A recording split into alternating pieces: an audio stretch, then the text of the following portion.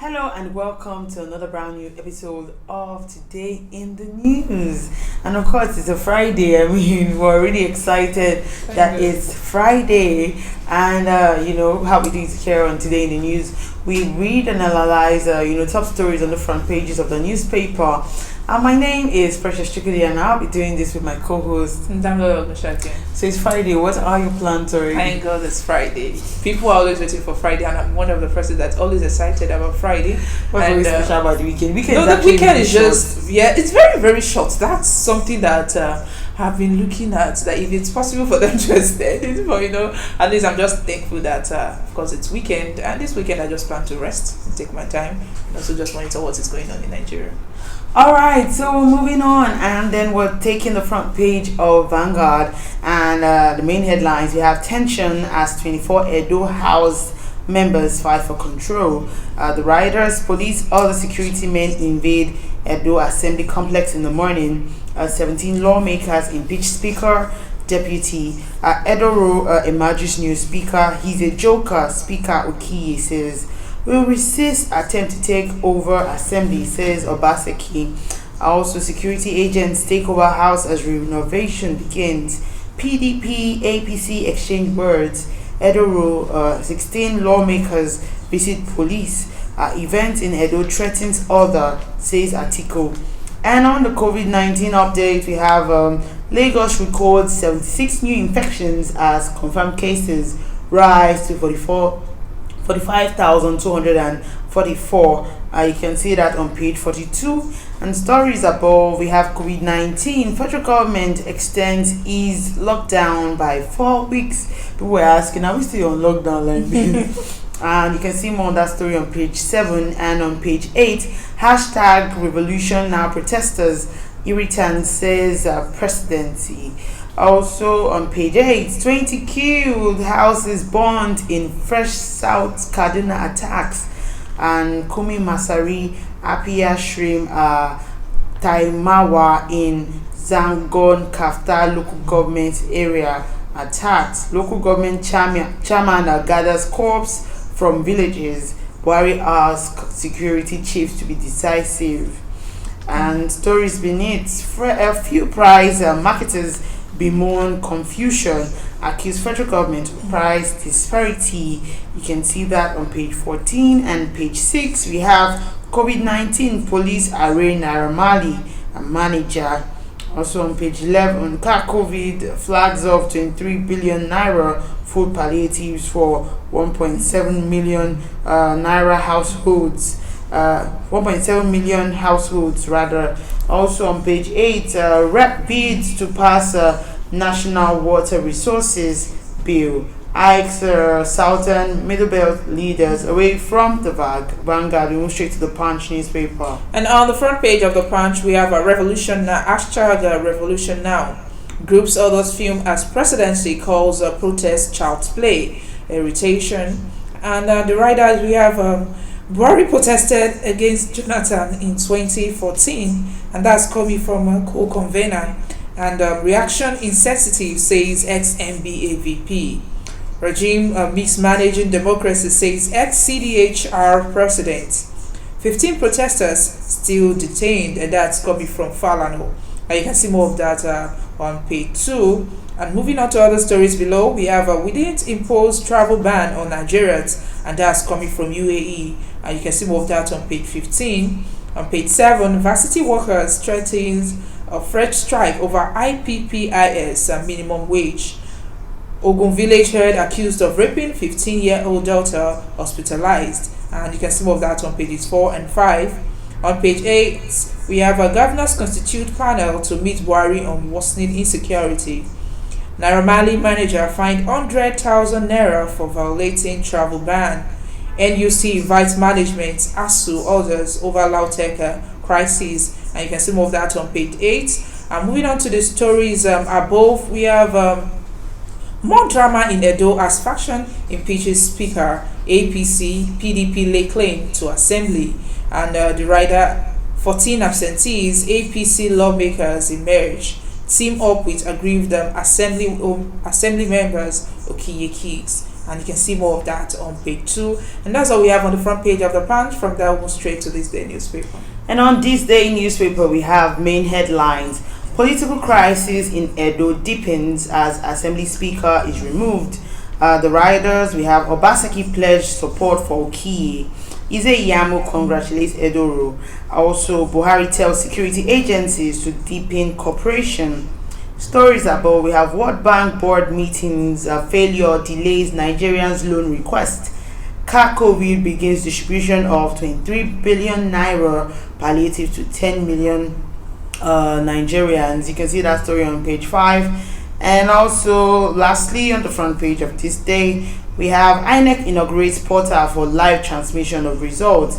Away from this day newspaper, we move straight to the Nation. And on the front page of the Nation, we have a House of Assembly crisis throws Edo into turmoil, and you can see more of that on page 6. And moving on to the riders, we have 17 lawmakers to take over after sacking Speaker and Deputy. Lawmaker meet with police chief. INEC warns against violence. Heap of sand dumped to commence a renovation of complex. And on the front page, of course, we have a 3-photo story. The gravel brought for the renovation of the assembly complex. And also, we have a picture of the 17 lawmakers during a visit to Commissioner of Police Babatunde in Benin. And moving on to the stories above, we have a federal government extends curfew for 4 weeks. Gunmen kill 21 in Kaduna villages. And Lagos issues strict code for worship centers, 46 guidelines listed. And you can see more of that on page 6. COVID, 23 billion naira food aid for 10 million people. 1.7 million families to benefit. And you can see more of that on page 4. And lastly, on the front page of the Nation, we have a court OK's building on Saraki's disputed Ilori land. Naramali arraigned for flouting COVID-19 protocol. You can see more of that on pages 30 and 5. And that's all we have for you on the front pages of the papers this morning. We're moving straight to the newspaper analysis segment, but we're going on a very short break. Remember to stay tuned with us. We'll be right back.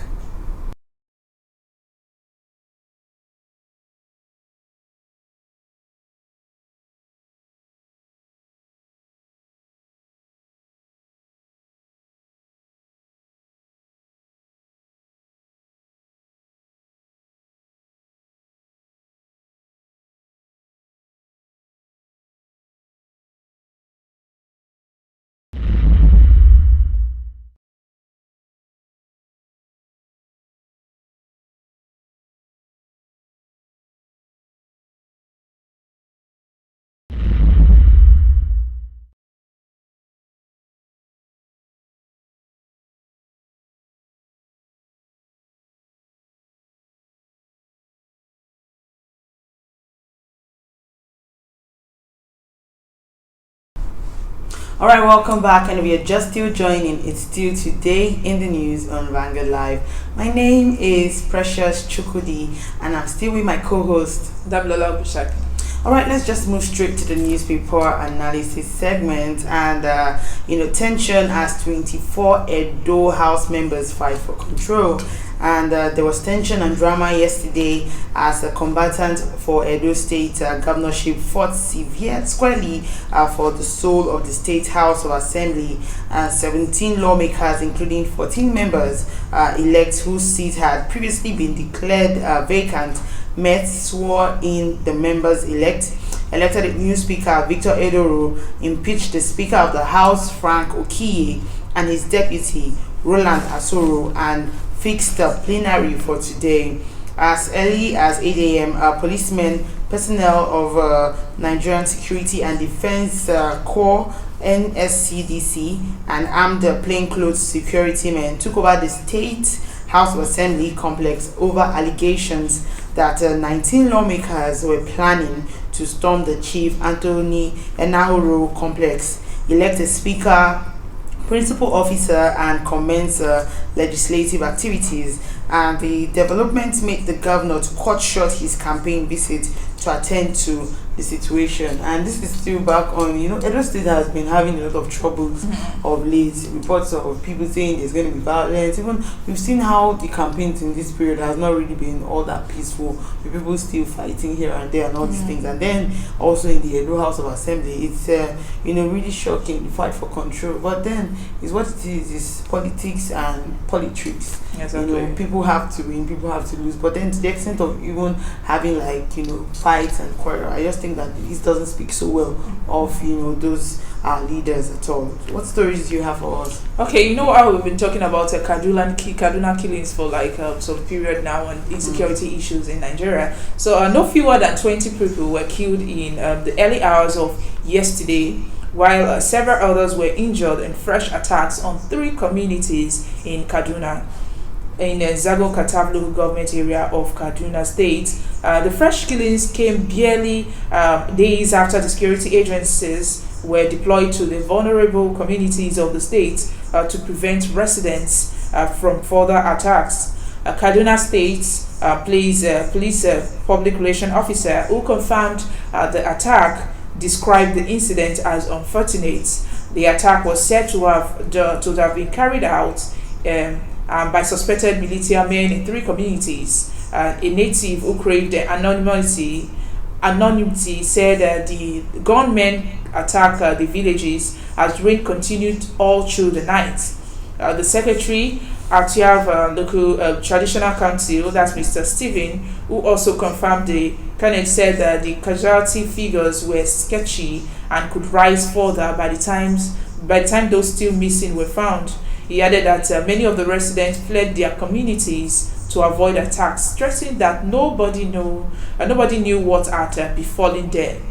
Meanwhile, President Muhammadu Buhari has challenged the head of security and defense service to be resolute in promoting national aspirations to end insecurity in the country. I think this is actually a good thing coming from the president, but I think they still need to do more, because yes, the policemen, they were deployed to this place, and they still attacked 3 other communities within, I think, according to the person that was saying that they should not disclose his name. It happened between 10 p.m. and the early hours of yesterday. The 10 p.m. on Wednesday to early hours of yesterday, and no fewer than 21 persons were killed, while several were injured. So they really need to handle this thing. And the people that have fled their communities, going to other places now, you have to just start all over again and all that. And I think people are not finding it easy, and Nigerians are really, they are really, really scared and bothered about these killings in Kaduna. All right, moving on. We're talking about petrol oil marketers bemoan confusion, accuse federal government of price disparity, and oil marketers under the aegis of Independent Petroleum Marketers Association of Nigeria, that's IPMAN, and Petroleum Product Retail Outlet Owners Association of Nigeria, that's Petrol, yesterday bemoaned the confusion that's posted on the downstream sector of the Nigerian petroleum industry by the federal government, warning that Tuesday hike in the price of petrol would negatively impact oil marketing companies. And this came as majority of the petrol station across the country adjusted their pump price to between 147.40 kobo naira and 150 naira per liter from 143 naira, at which most of them sold the product earlier yesterday. Already, the Coalition of United Political Parties, that's COP, has described the increase as insensitive and wicked inflictions of pain on Nigerians. What do you think about this increase in petroleum products? This increase, the other thing I just know that Nigerians are really, really, I don't understand. They are just looking at it that, okay, we need to really know how much we are going to be paying. I know petrol is something that we really, really need daily. Talking about the light and talking about moving from one place to another, of course, your cars, and it's actually making transportation really expensive for Nigerians, so they are really not finding it for the, especially Lagosians. During the COVID, like when we were all staying at home and all of that, then people were not really like, going out. Everybody was there, so there was no like really so much need for petrol. And now it's looking like, is it because everybody is now out and about doing their business?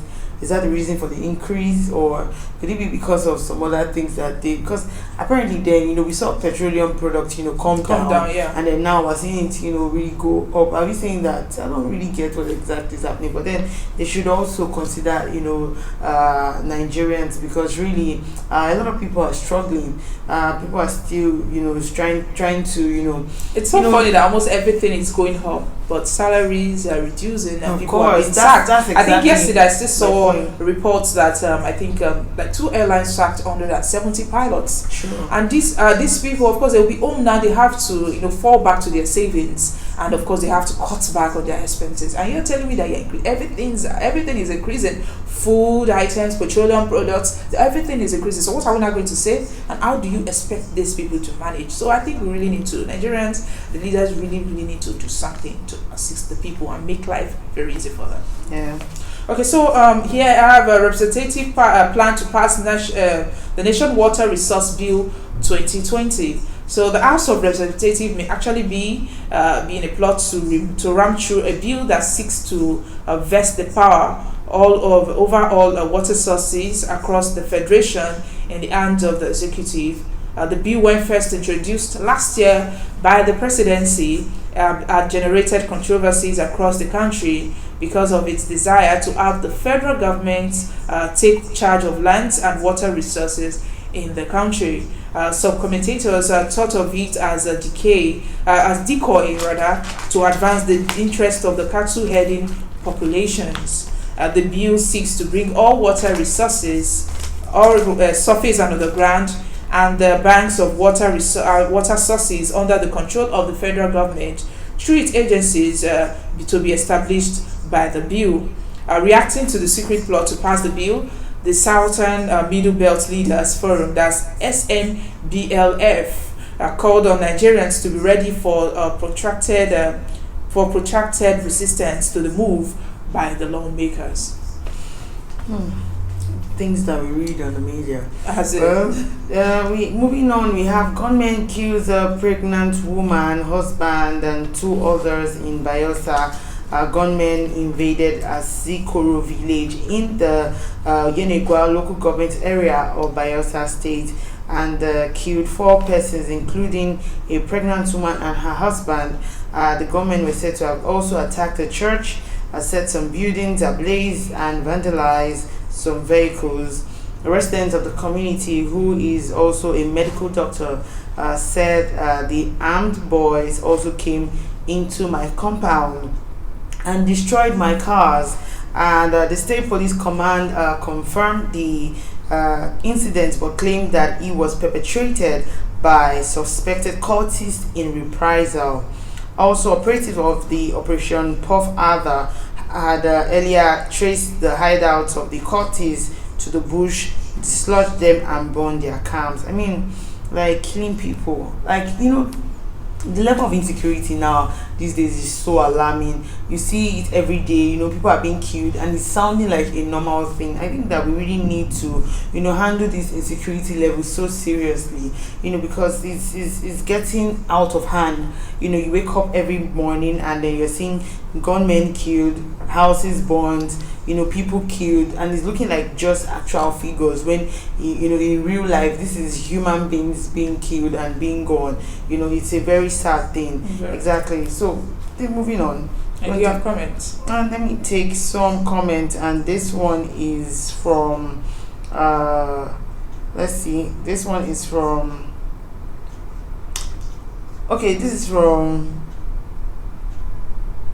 This is from Lukman Aleguno. Says tension in Edo, power is at play. And this is from Husseini Marman. Say the armed boys or Fulani boys. I think he's talking about what we were talking about. That's the gunmen. Mm-hmm. Well, we don't know, but it's more like they're saying that it's cultists in reprisal attack. And this one is from Lawal. Sam says Buhari should declare a state of emergency in Edo State and appoint Oshomole as the interim governor. Really? Okay, so this one is from Plateau Ozinjina. Says, I love your show. Thank you so much, Plateau. And this is from, yeah, I think that's all I can take on that. But then, we saw this COVID-19 police arraign Naramali manager. Yes. And, the story is really, like, very funny, because Naramali, we want to say that guy is looking like a government child right now. He is, he's a government child. He's always this is not the first time, this is not the second time, and it's like he's always doing something. I'm telling you, he always wants to be like in the news every time. And if you remember that incident, that was when he traveled to Abuja to go and do like a concert, and that was when at the nick of time people were really, really like scared because of the lockdown and COVID-19 and everything, and that's when you choose to travel out of of Lagos to go do some concerts, with even the airline saying that that they thought it was Babatunde Radifashola and not even I remember their reaction. The Nigerians were like, "Are you serious? Like, are you saying Babatunde Radifashola and Aziz Fashola? Yeah, you can't differentiate it." So it was really the passport is the same and all that. And then now he's been arraigned, him and his manager. I think they fined him about 100,000 naira or something. But then we need to also, if you're a celebrity, you should take things like this very, very important, because I mean, if the normal Nigerians or layman is busy trying to avoid things like this from happening, then how much more you, a celebrity that everybody's looking at?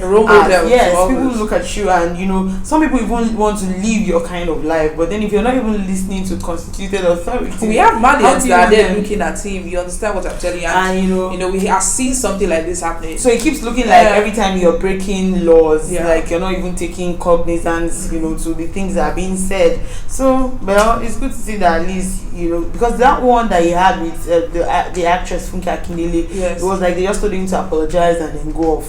But this one is good to see that he's not just apologizing, that he's actually being facing the law, really. All right, moving on. You have other stories? Yes, I still have one. COVID-19 up there. So COVID flags of 23 billion naira food palliatives for 1,700,000 households. So Nigerians private sector that led a coalition against COVID-19 yesterday formally announced the flag off of nationwide distribution of a multi-billion naira food palliative and other relief items to mitigate the advanced effects of the novel coronavirus pandemic on vulnerable Nigerians. The food relief materials for which the private sector operators are spending about 23 billion naira will cover 1.7 million families, amounting to about 10 million people across the 774 local governments in the country, including the Federal Capital Territory. COVID administrator and CEO of Aliko Dangote Foundation told newsmen in Lagos that the food distribution is the next phase in the line of actions mapped out by coalition to partner governments in the fight against the coronavirus pandemic and relieve the vulnerable people of the burden posed by the outbreak of the disease. I think this is actually something that I'm going to applaud, and a lot of Nigerians are really going to agree with this. I think it's a really great thing, because right now, if you have not seen someone who is actually struggling and still, who have really been affected by this coronavirus, you might not really appreciate this news. But people are really struggling, and some of the people that are seeing it, they are really appreciating. But the main thing is that we just hope it gets to the right time.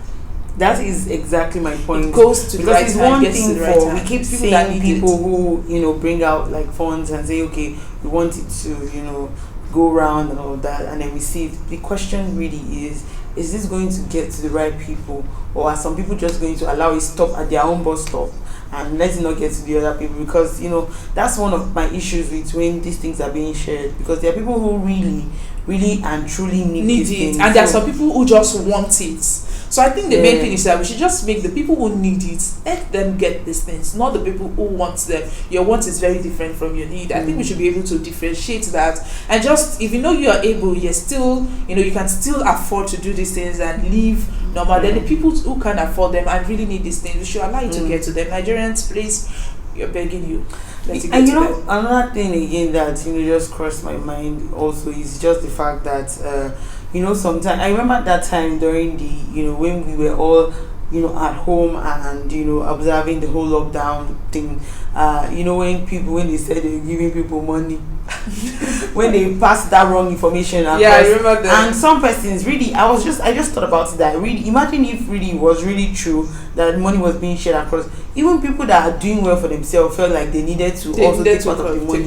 Like, what's the essence of you taking part of it? If really was even true around that time. I think there was a manager of a company then I interviewed, and he was like, they told us they were going to share us 40,000 naira, they did not give. Later they reduced it to 30, they did not give. 20,000, we did not see. Even 1 naira, we did not say, please, you need that money, because I saw that the person was living comfortably. You understand? He was very comfortable, and he are still asking for the money from the government. There was even one that I saw, like, I was watching on TV, and they were, some of the local government chairman around that time were giving, like food items. So they went to this house, like, all this face my fishy house. They went there and they gave the guy, I think they gave him rice, they gave him beans and some other thing. The guy now said, no, be only to share rice, so not supposed to give us money. You're not supposed to give us. I was like, there are some persons wherever they are that they've not even seen rice, beans or anything. The guy was like, what of the money call? Give us, as in on live camera, he was shouting, give us money now. I'm like, there are people who even need these things that you are given,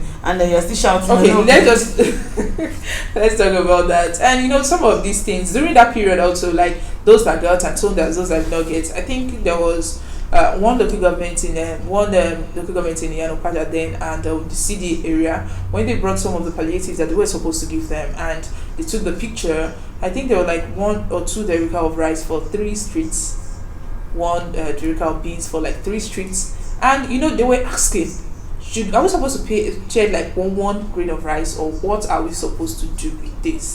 You understand what I'm telling you? And they were just confused. What are they going to do with this? And are they going to survive with these things that is being given to them? So the only thing is that the community had to contribute money, to share to the people in the area, to the needy, to the ones in need. You understand what I'm saying? So I think that's part of the reason why we're saying that let it get to those who need it. And also, I think I don't know whether to say they should be playing and let us know how this thing is going to go about. Well, I would say a very big ups to those people who were really their brother's keeper and their neighbors, especially during the lockdown, because a bunch of people didn't have money. They didn't have, and so if you were out there and you were helping people around, big ups to you, and really. Thank you for doing the work, the real work, because that's what it is. But let's focus on Mr. and Mrs. right now, and Mrs. has something to tell her husband, and she says 3 women were fighting over you in your dreams. By the grace of God, that dream won't come true. Okay, but Cynthia, I said one of them had a box full of dollars with her. So he dreamt, and apparently he told his wife, and she's like, oh, so you're telling me that 3 women were fighting for you? There's no way that dream will come to pass. It's not possible. But seriously, why would you guys share something like that with your wife? And then he even tells his wife that, Cynthia, are you sure? Because one of them too was carrying dollars, a box full of dollars. Because you know how would really like money. Like, I really would have loved to hear the message reply in that part. One of them.